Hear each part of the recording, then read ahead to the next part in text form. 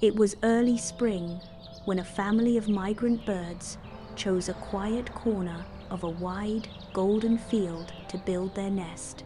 The tall grass swayed gently, and the warm sunlight wrapped their home in safety. Soon, the mother bird laid her eggs, and before long, tiny beaks poked through the shells. 4 little chicks, hungry and new to the world. Days passed, and the babies grew under the watchful eyes of their parents.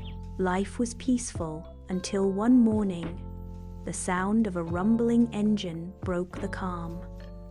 A farmer, cheerful and ready for work, drove his tractor into the field. He planned to prepare the soil for a new crop, unaware of the small, fragile family hidden in the grass.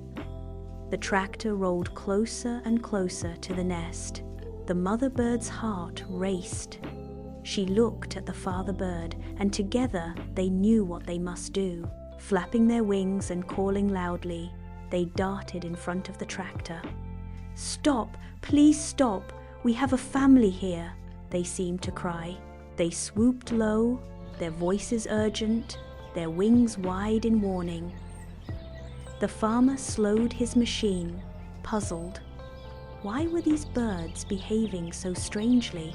Curious, he climbed down from the tractor and followed the direction of their frantic calls.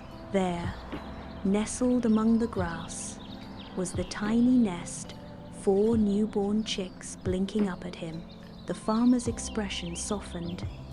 He smiled and whispered, "Thank you, God, for showing me this in time."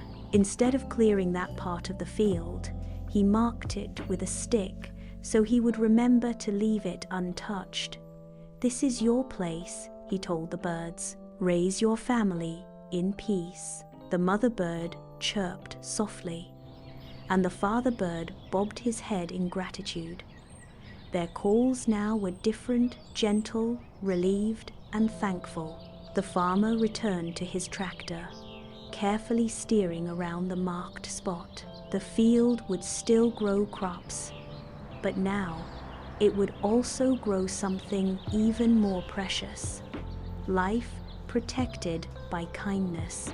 And in the weeks that followed, the sound of the tractor and the song of the birds shared the same field in harmony.